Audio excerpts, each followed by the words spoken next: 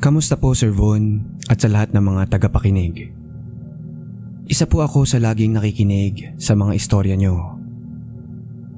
Marami naman akong sinusubaybayang mga horror story channel. Pero ang nagustuhan ko sa Lakad sa Dilim ay yung style ng narration. Refreshing sa pandinig kumbaga. Ngayon po ay ako naman ang magbabahagi ng isang karanasan na ayoko nang maulit pa. Nangyari po ito nang sumama ako sa isang camping trip kasama ang pinsan ko. Hayaan niyo muna po akong magpakilala. Tawagin niyo na lang akong Renzo, 32 years old at HR ako sa isang construction company sa Quezon City. Normal lang ang buhay ko. Trabaho at bahay. Minsan nagagala kasama ang misis ko. Mas gusto ko sa loob ng bahay. Hindi naman sa ayaw ko sa nature. Pero hindi lang talaga ako sanay umakyat sa mga trail o bundok. Nakakasama-sama naman ako sa mga nature trip. Napakadalang nga lang. Pero noong February ng taong 2018, inaya ako ng pinsan kong si Mikoy. Isang overnight hiking trip daw sa Zambales. Naaalala ko pa noon, halos 1 linggo ko yun pinag-isipan. Pero sa bandang huli, napapayag din ako. Sabi niya, one time lang daw para maiba. Sa isip-isip ko, sa bagay, maiba naman. Kasama rin namin noon si JP, kaibigan ni Mikoy. Ilang beses ko na rin siyang nakasama noon sa mga gala. Tahimik lang siya, tipong hindi nagsasalita hanggat hindi mo kinakausap. Pero deep inside, maloko rin si JP. Araw ng alis, maaga kaming bumiyahe. May kotse naman si Mikoy, kaya hindi kami nahirapan papunta doon. Dala namin ang mga gamit namin. Naka-jogging pants ako at may bitbit din kaming instant noodles at mga kape. Di ko masyado alam ang mga plano nila. Basta ang sabi lang ni Mikoy may campsite daw siyang alam na hindi masyadong dinadayo. Presko daw at hindi masyadong mataas ang pag-akyat. Naging masaya naman ang biyahe namin. Kulitan, kantsawan. Parang matagal na kaming hindi nakita. Pero sa kabila nun, hindi maalis ang tanong sa isip ko. Tama ba tong pinasok ko? Pero ang inisip ko na lang okay lang yun. Minsan lang naman. Mga bandang 3:00 ng hapon, narating na namin ang lugar. Tanaw mo na agad ang kagandahan ng bundok. Hindi siya ganoon kataas katulad ng iba, pero napakaganda talaga. Nung nandun na kami sa may bukana ng paanan ng bundok, dumaan muna kami sa tindahan. May mga nakatambay doon. At ang isa sa kanila ay matandang lalaki na nakasombrero. Bigla siyang nagsalita. Sabi niya, kung may mararamdaman kayong sumusunod, wag niyo na lang lilingunin. Sa totoo lang, natawa kami noon. Akala kasi namin biro, baka urban legend lang. Kaya kahit medyo nagtaka ako, binaliwala lang namin yun. Ang trail paakyat ay hindi naman ganun kahirap. Makapal ang mga dahon, may mga puno na sobrang taas, kaya sobrang lilim ng lalakaran. Tahimik sa paligid, walang masyadong ingay, kundi langit-ngit ng mga tuyong sanga.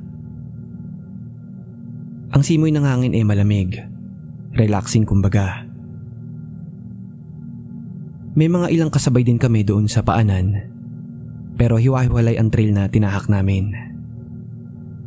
Inabot ng halos 2 oras ang pag-akyat. At pagdating namin doon sa campsite, walang ibang tao. May natural na clearing doon, sapat para sa 2 tent. Nung nandun na kami, inayos agad namin ang gamit. Nagluto na rin kami ng noodles at habang iniintay maluto, nagsimula na ang mga kwentuhan. Maya-maya lang ay inayos na namin ang tent dahil nagsimula ng dumilim. At nang mag-aalas 7 na ng gabi, nagsindi na kami ng bonfire. Habang nakaupo ako sa may bato, pinagmamasdan ko yung mga aninong gumagalaw sa paligid ng bonfire. 3 lang kami, pero sandaling-sandali lang, napakunot ako ng noo. Napansin ko na parang may pang-4 na anino. Malinaw kong nakita yun. 4 ang anino namin. Parang may sumabay sa amin. Nagulat talaga ako noon, kaya agad kong tinapik si Mikoy. Pero nung ituro ko na yung anino, nawala na. Bigla na lang nawala.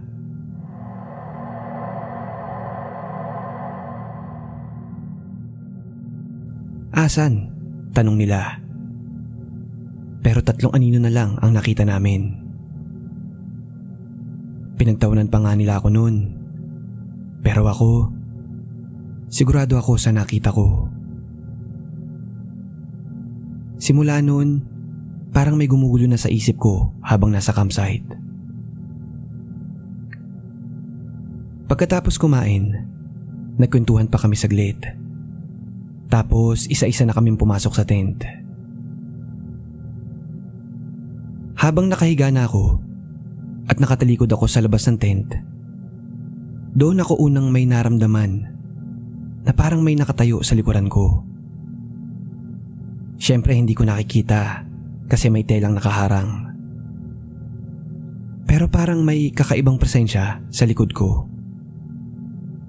Hindi ko na lang pinansin. Kaya nung gabi na yun, nakatulog naman kami ng maayos. Kinabukasan, maaga akong nagising. Mga bandang 4:00 nagising na ako. Sumunod naman yung 2 sa akin. Malamig pa ang simoy ng hangin. Si Mikoy bumati agad habang nag-aayos ng kalan. Pero si JP napakatahimik nun. Hindi normal yung pagkatahimik niya. Hindi siya tumitingin at paulit-ulit niyang pinupunasan yung tasa niya kahit tuyo naman. Bukod doon, patayo-tayo siya habang nakatingin sa lupa. Hindi namin alam kung masama ba ang pakiramdam niya. Pero sa puntong yun, alam kong hindi nagbibiro si JP. Kasi maging sa usapan, hindi na siya nakikisalo. Tumitingin lang siya sa aming 2 paminsan-minsan, pero wala siya sa sarili. Parang hindi na siya yung JP na kasama namin kagabi. Nagsimula ng kabahan si Mikoy noon, kaya nagyaya na siyang umalis. At sa puntong yun, doon na nagsimulang mabuo sa isip ko ang isang katanungan. Anong nangyayari kay JP? May connection kaya yun sa aninong nakita ko kagabi? Hindi na kami nagtagal pa doon. Nang matapos kaming mag-empake, umalis na din kami agad. Pero habang bumababa kami ng bundok, alam kong may hindi tama. Si JP, ganun pa rin ang kilos. Kakaiba na talaga. Hindi lang siya basta tahimik. Wala na talaga siya sa sarili. Wala siyang reaksyon sa mga usapan namin. Tumatango lang siya. Nung madulas nga si Mikoy, hindi man lang siya kumibo. Imbis na tumulong, nakatayo lang siya sa gilid. Nakatingin doon sa may kakahuyan sa kanan namin. Hindi siya nagsasalita. Parang lagi siyang may tinatanaw. Maya-maya, napansin kong parang nag-iba na din si Mikoy. Wala na din yung dati niyang kakulahan. Hindi na siya nagbibiro. Naging tahimik ang buong pagbaba namin. Walang kwentuhan. Basta kakaiba talaga. Kinakabahan na ako nun. Sa puntong yun, Wala pa akong kaalam-alam na ang pagbaba pala namin yun ang maghahatid sa akin sa pinaka nakakatakot na mararanasan ko.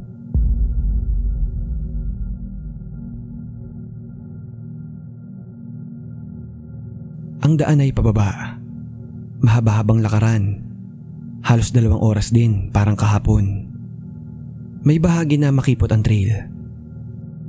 Sa kanan, may mababaw na parang bangin.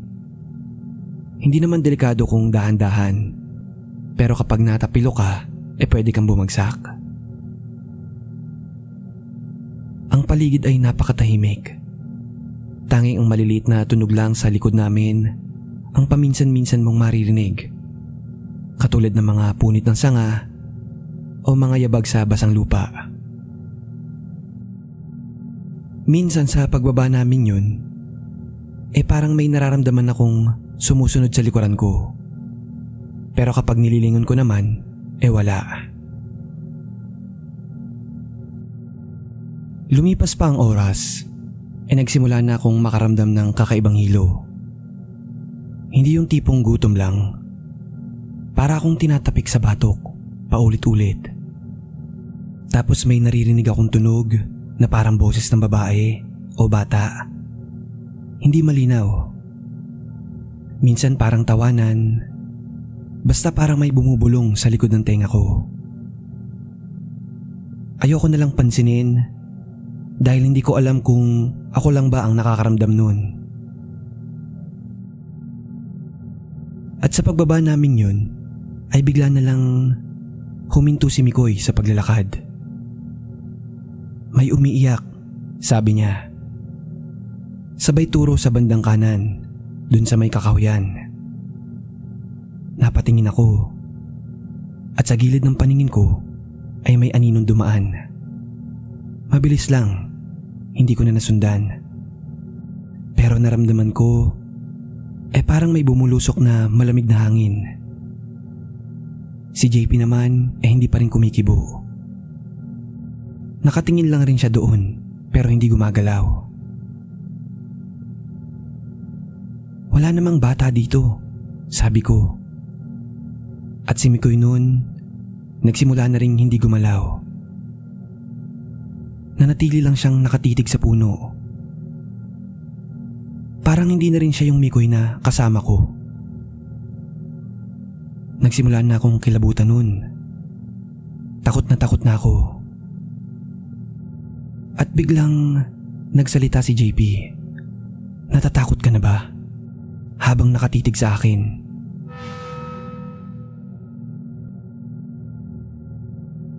Isang malalim, malaki, at nakapangingilabot na boses na alam mong hindi galing sa kanya. Napaatras na ako noon. Sa takot, tatakbo na sana ako. Pero naisip ko, paano ang mga kasama ko? Hindi ko sila pwedeng iwan ng ganoon. Habang nakatitig sa akin si JP, o hindi ko alam kung si JP pa ba yun, nilapitan ko si Mikoy na nakatulala pa rin sa puno. Hinawakan ko siya sa balikat. Sinigaw ko ang pangalan niya. Mikoy, Mikoy. Ilang saglit pa, parang natauhan siya. At sa puntong yun, bigla naming nakita si JP na tumakbo ng mabilis pababa sa trail. Teka lang JP, sigaw ni Mikoy. Pero huli na.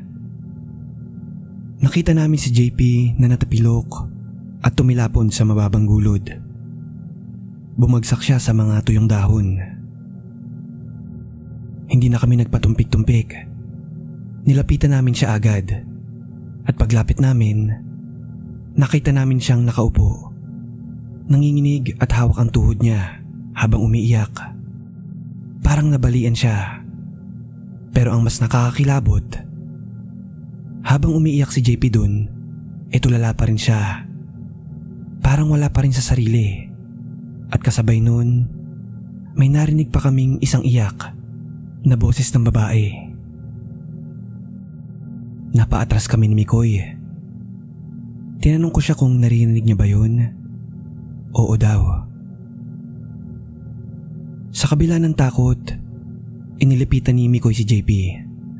Ako naman nagmamasid lang sa paligid. Kami lang ang naroon. Maya-maya pa, nahimasmasa na si JP. Buti na lang at nakalakad siya kahit pa ika-ika. Pinilit naming bumalik sa trail. At pagbalik doon, kasabay ng pagsikat ng araw.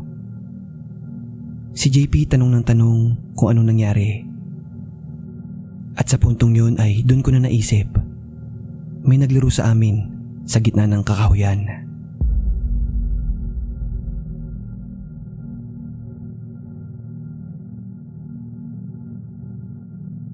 Tahimik kaming bumaba. Si JP na bahagyang lumalakad ay hindi makapaniwala sa nangyari. Si Mikoy naman humingi ng pasensya sa amin. Hindi daw niya alam na ganun ang aabuti namin sa camping trip na yun. Pagdating namin sa baba, dumaan ulit kami sa tindahan. Walang mga nakatambay doon. Kaya dumiretso na kami sa parking lot at sumakay na sa sasakyan. Naging tahimik ang biyahe namin pa uwi. Nag-usap lang kami tungkol sa nangyari. Si JP ay okay naman. Nakatulog siya sa biyahe. Nag-stop over kami para mag-almusal. At mabuti naman, nakauwi kami ng ligtas at mapayapa. Ako ang unang inihatid ni Mikoy sa bahay. Sabi ko sa kanya, siya na ang bahala kay JP. Sasabihin na lang daw nila na natapilok si JP sa camping.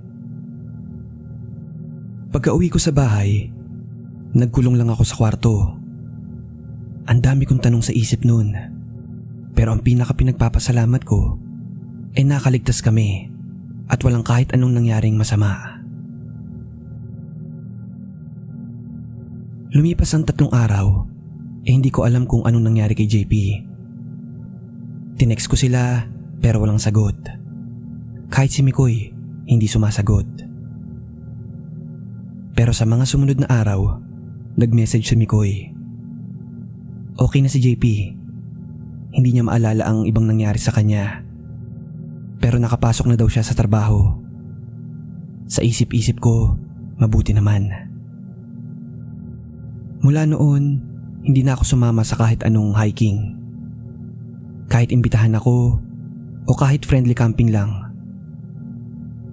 Isang nakakatakot na karanasan yun para sa akin na ayaw ko nang maulit. Nakikita-kita pa rin kami nila Mikoy at JP kapag may okasyon. At paminsan-minsan, napagkikwentuhan namin yun. At pare-parehas kaming naniniwala na nung mga panahon na yun ay may naglaro sa amin. Napaglaruan kami sa gitna ng kagubatan.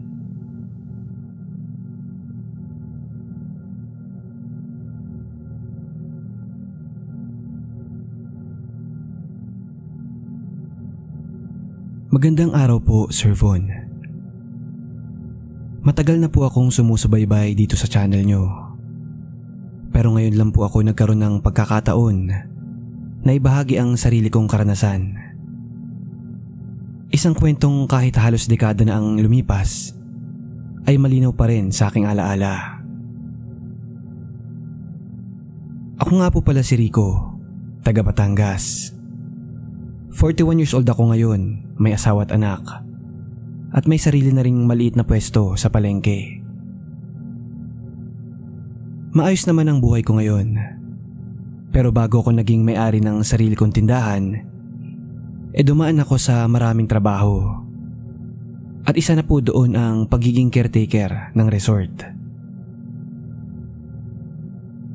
Taong 2006 nang mangyari ang istorya ko. 22 years old lang ako noon. Bago ako naging caretaker ng resort, naging kargador muna po ako sa palengke. Actually, matagal na akong kargador noon. Dahil nga sa hirap ng buhay, napilitan akong tumulong sa mga magulang ko sa murang edad. Hanggang isang gabi, dumating ang tiyuhin kong si Tito Ramon mula Cavite. Si Si Tito Ramon ay isang private driver ng isang mayamang pamilya. Nag-alok siya ng trabaho sa akin noon. Nangangailangan daw ang amo niya ng pansamantalang caretaker sa kanilang resort sa Cavite. Balak daw buksan ulit kaya pinapahanap siya ng maglilinis at magme-maintain pansamantala. Ayon kay Tito Ramon, galante daw ang amo niya kaya malaki magpasahod. At isa pa, baka daw maging permanente akong empleyado doon kung magiging maayos ang trabaho ko. Sa edad ko noon, para sa akin malaking oportunidad na yon. Naisip ko na baka yun na ang simula ng pagbabago ng buhay ko. Kaya di na ako nagdalawang isip, pumayag na ako agad. Pumunta ako sa Cavite makalipas ang ilang araw. At sa unang beses kong mapuntahan yung resort, napansin kong tahimik at malawak ang lugar. Kitang-kita mo agad na matagal na itong hindi nagagamit. Yung resort po ay may 2 swimming pool, isang pambata at isang pangmatanda. May isang bahay at 5 kwarto na cottage type. Meron ding isang malawak na function hall na halatang napabayaan na. Sa likod nun ay may maliit akong kwartong tutulugan. Simple lang pero sapat na para sa akin. Sa unang araw ko roon, excited na excited ako. Nilinis ko agad ang paligid, tinanggal ang mga dahon at hinawi ko yung mga matataas na damo. Nilinis ko rin ng onti yung tubig ng swimming pool. Nalagyan naman na ng chlorine yung tubig kaya hindi ko na pinoblema yun.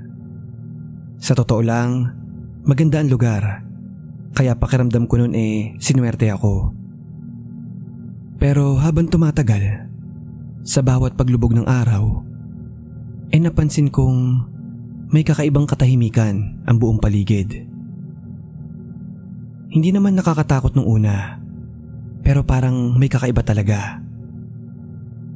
Hindi ko naman binigyan pansin agad. Sa akin kasi, galing ako sa maingay na palengke araw-araw. Siguro naninibago lang ako sa sobrang tahimik na paligid. Hanggang dumating ang pang-5 gabi ko roon. Sa una payapa naman. Tapos na ang trabaho ko noon at naglalakad-lakad na lang ako para masiguradong walang naiwang kalat. Napatigil ako saglit sa gilid ng malaking pool. Malapit yun sa may hagdan. Napatingin ako sa malinaw na tubig. At doon ko nakita ang isang bagay na hindi ko agad maipaliwanag.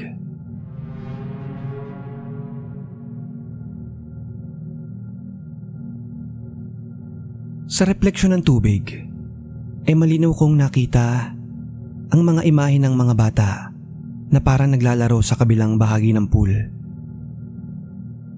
May nagtatakbuhang mga bata. Napaatras pa ako ng bahagya dahil alam kong wala naman akong kasamang tao roon. Pero nung mabilis kong tinapunan ng tingin ng mismong paligid, wala. Ni anino ng bata, wala. Walang tao. Tahimik ang lahat. Kinusot ko pa nga yung mata ko, baka ako pagod lang ako. Pero nung ibinalik ko ulit ang tingin ko sa tubig, malinaw kong nakitang may gumagalaw pa rin sa refleksyon. Mga batang naglalaro. Pero sa ibabaw, wala. Biglang pumasok sa isip ko na baka imagination ko lang yun. Baka ako sa pagod lang. Epekto lang din sa akin ng bagong kapaligiran. Hindi ko na pinatagal pa. Tumalikod na ako agad at nagmamadali akong pumunta doon sa quarters ko. Pagdating ko sa kwarto, binuksan ko agad yung radyo at nagpatugtog ako ng malakas. Pilit kong nilalabanan yung kaba ko noon, na noon ko lang naramdaman sa buong buhay ko.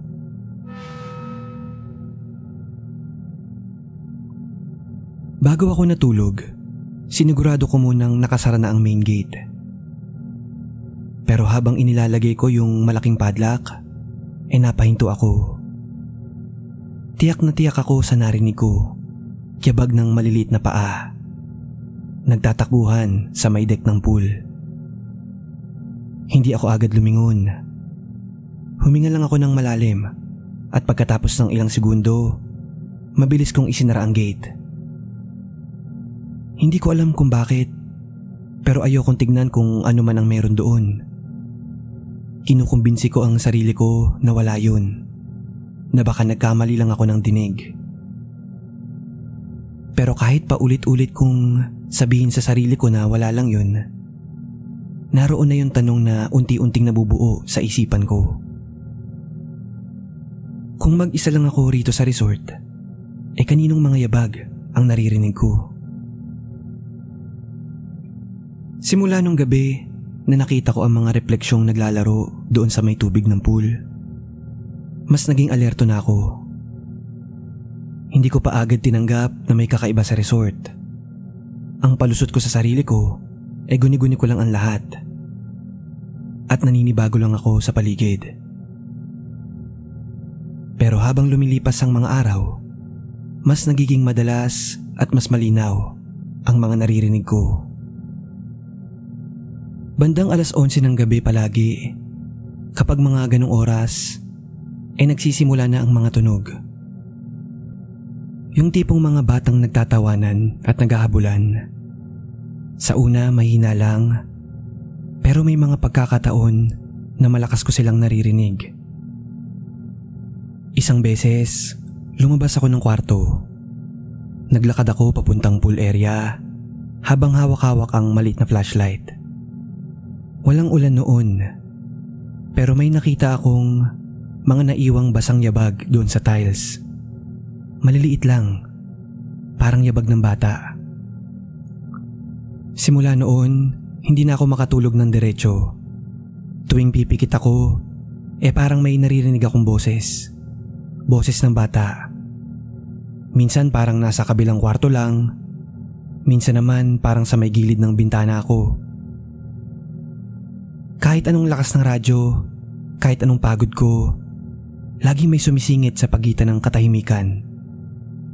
Hindi na ako makatulog ng maayos. Pero tiniis ko. Kasi sabi ko, konting linggo na lang, baka maregular na rin ako. At baka ilipat din naman ako ng boss namin sa mas magandang trabaho. Hanggang dumating ang isang madaling araw. Ang isang kaganapan sa buhay ko na malabo kong makalimutan.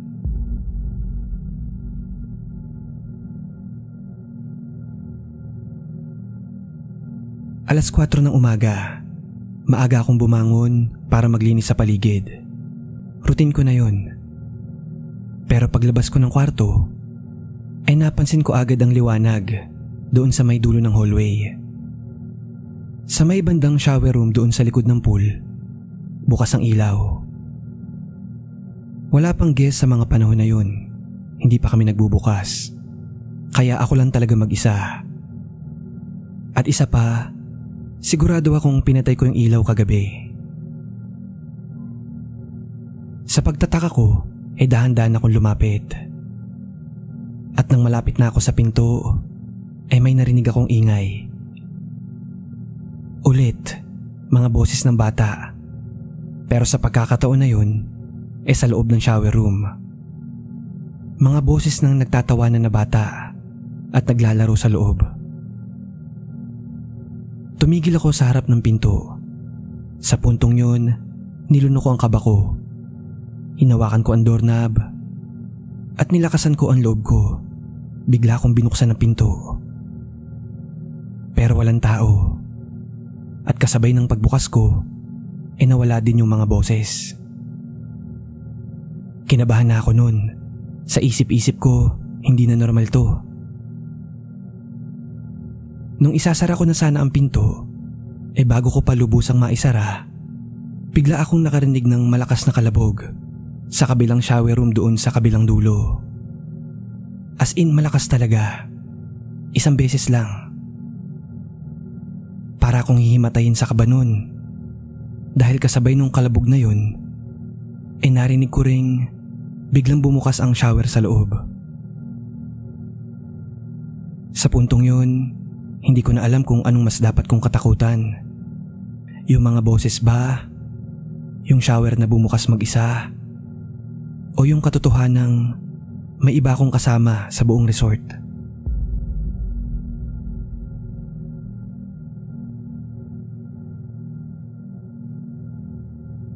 Hindi ko na kinaya.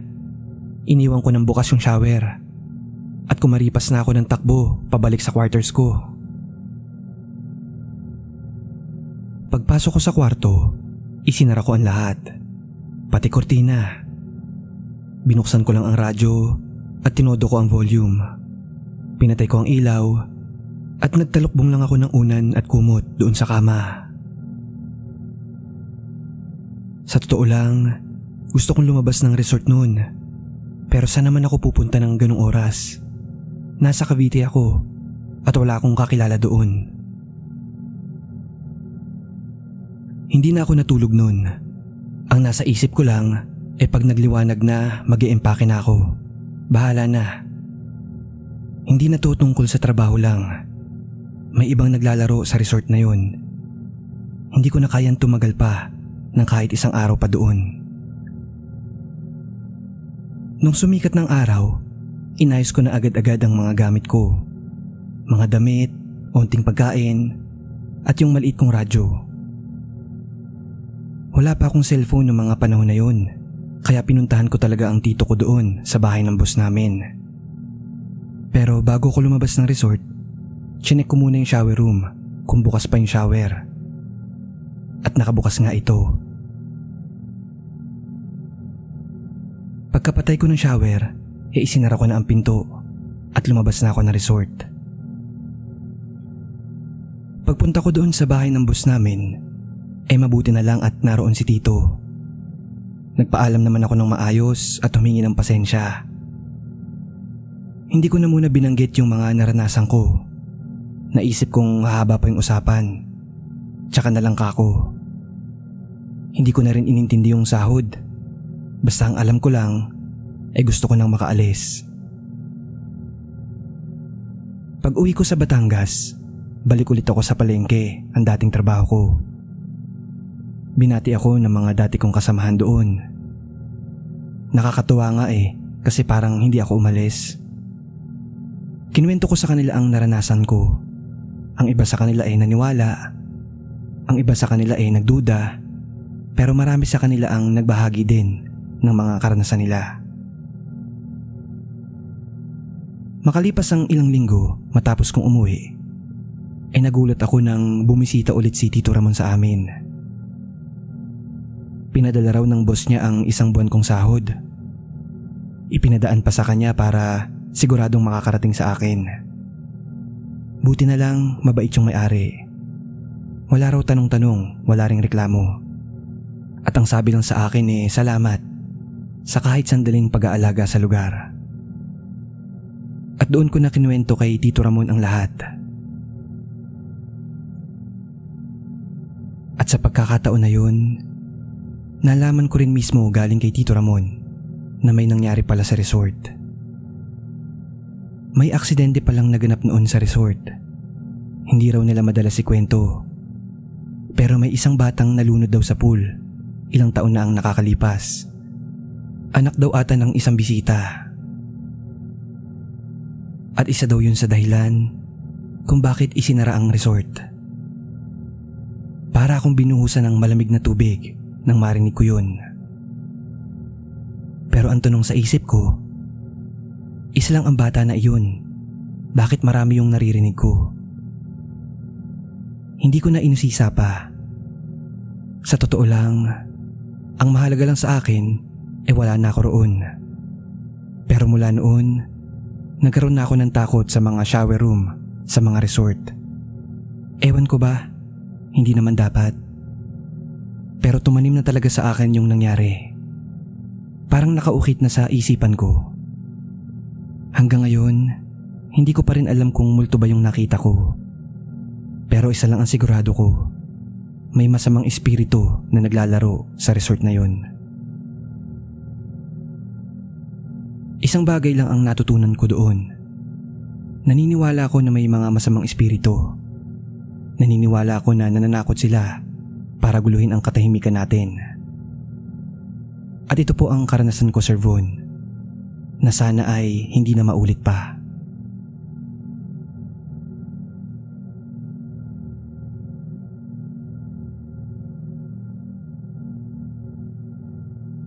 Kamusta po, Sir Von?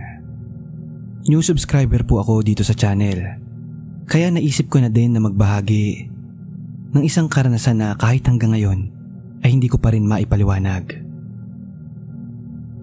Tawagin niyo na lang po akong Mariz. Isa akong simpleng may bahay, 31 years old.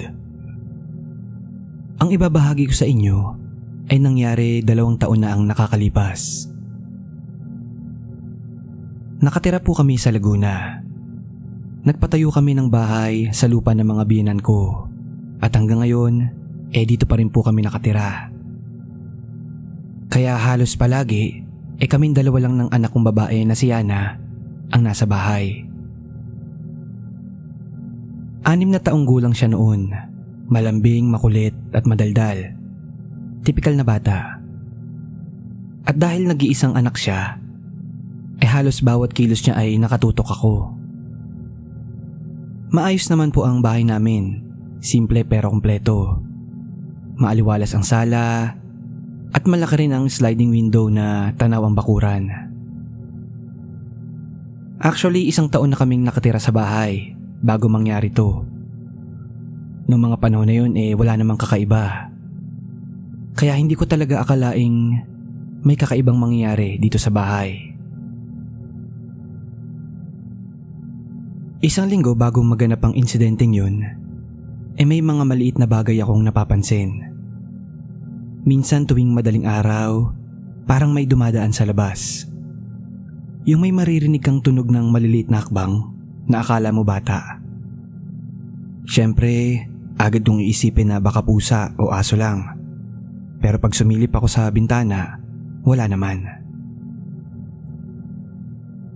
Minsan naman noon 1 beses, habang naghuhugas ako ng pinggan, may narinig akong parang tawanan sa likod bahay. At nung tinignan ko, kagaya ng inaasahan, wala naman tao. Hindi ko ito masyadong pinapansin dahil kako baka guni-guni ko lang o dala lang ng pagod.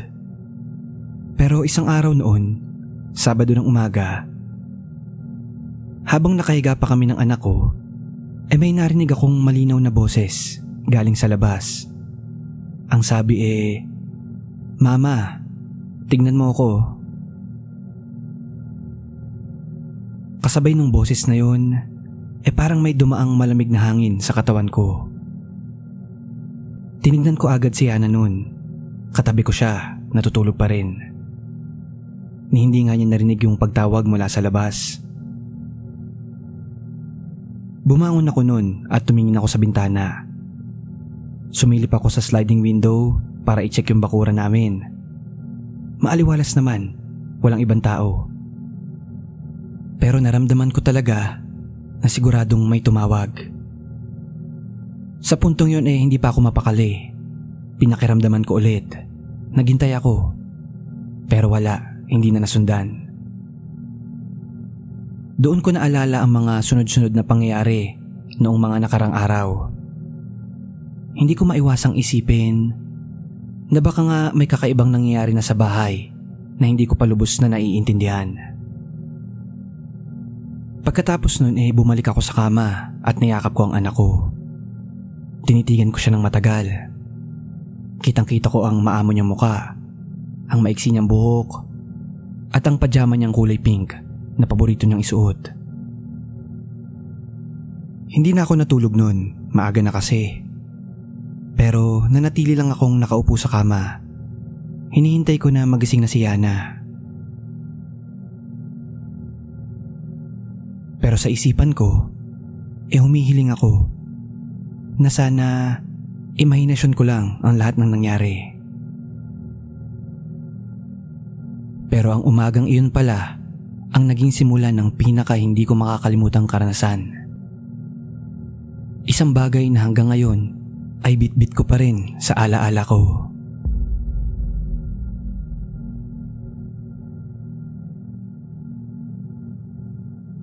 Kinabukasan, nagising ulit ako sa parehong oras. Bandang 6:30. Mahimbing pa na natutulog si Yana sa tabi ko. Normal naman ang umaga, presko ang klima. Ilang minuto pa bumangon na ako. Naghilamos muna ako sa CR at dumiretso na ako sa kusina. Nagsaing na ako noon para sa almusal namin. Nagtimplan rin ako ng kape.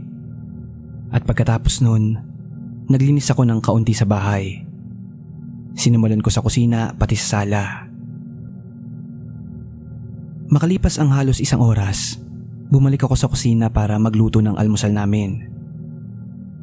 At habang nagagayat ako ng sibuyas at kamatis sa tapat ng lababo, biglang narinig ko ulit yung pamilyar na boses sa labas. Yung boses ng bata. Ang sabi niya, "Mama, halika dito. Tignan mo ako." Malakas, matinis. Malinaw kong narinig habang nasa kusina ako. Boses ng batang babae yun. At ang nakakakilabot pa, kaboses siya ni Ana. Mabilis akong dumungaw sa sliding window. At pagtingin ko sa labas, nanigas ang buong katawan ko sa nakita ko. Si Yana nasa labas. Nakatalikod siya sa akin, nakayuko. Parang may pinupulot o nilalaro sa damuhan. Suot niya pa rin yung kulay pink na pajama at puting sando. Naglalaro siya sa labas. Kabadong-kabado ako noon, kaya agad ko siyang tinawag. "Anak, Yana, anong ginagawa mo dyan?" Sigaw ko. Hindi siya lumilingon. Patuloy pa rin siya sa paglalaro doon sa damuhan. Parang walang naririnig. Sa kabila ng kaba, agad akong naglakad ng mabilis papunta sa pintuan. Sa isip ko, kakagising lang niya, bakit lumabas siya agad? At isa pa, wala akong narinig na pagbukas ng pintuan. At kung gigising man si Yana, ako agad ang unang hahanapin nun. Lalabas na sana ako para sunduin ang anak ko. Pero bago pa man ako makalabas, napadaan ako sa tapat ng kwarto namin na nakabukas ang pintuan. At doon, tumambad ulit sa akin si Yana. Tulog na tulog sa kama. Walang bakas ng pagbangon o pag-alis sa pwesto. Takang-taka talaga ako noon. Hindi na ako nagdalawang isip. Lumapit ako sa kanya doon sa loob ng kwarto at mabilis ko siyang niyakap. Ramdam ko ang init ng katawan niya, ang tibok ng puso niya, at ang mahinang paghinga niya habang natutulog. Pero sa puntong yun, hindi ko mapigilang bumalik sa bintana para siguraduhin ulit yung nakita ko. Nang sumilip ulit ako, wala na yung bata. Pero may naiwan itong bakas. May maliit na yabag na naiwan sa damuhan. Buong araw akong balisa noon. Halos nakatulala lang ako. Iniisip ko kung sino ang nakita ko sa labas. Imposibleng si Yana yun, dahil hindi naman siya nagising. Pero malinaw ang nakita ko. Kaparehong kapareho ni Yana.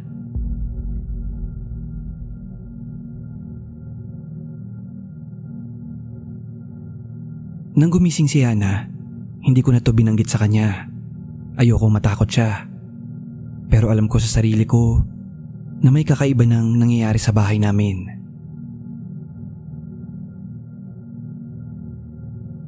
Isang bagay na lampas sa pangunawa ko. At ang mas nakakatakot ay hindi ko alam kung bakit ginagaya nito ang anak ko. Dahil hindi ko na kinaya, ikinuwento ko ito sa biyenan kong babae. Tahimik lang siya habang nagsasalita ako.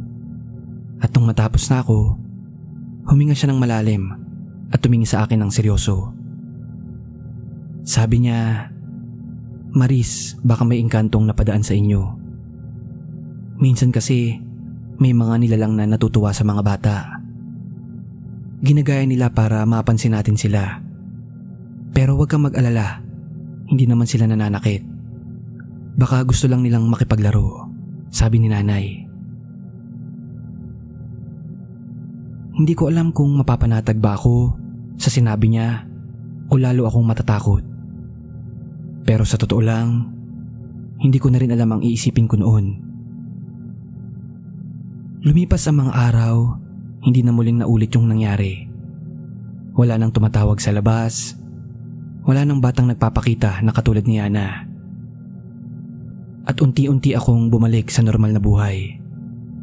Pero yung alaala ng umagang iyon ay hindi na nabura sa akin kailanman. Hanggang ngayon, Sir Von, nakatira pa rin kami sa parehong bahay. Tahimik pa rin, maaliwalas pa rin.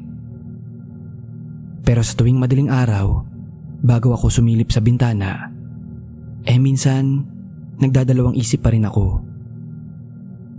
Lagi ko nang sinisiguradong mahimbing si Yana sa tabi ko bago ako tumayo. Ang sabi nga nila may mga bagay talaga na hindi mo lubos na maiintindihan. At sa akin, malinaw ito. Maaaring may mga nilalang talaga na naninirahan dito sa mundo na hindi natin nakikita.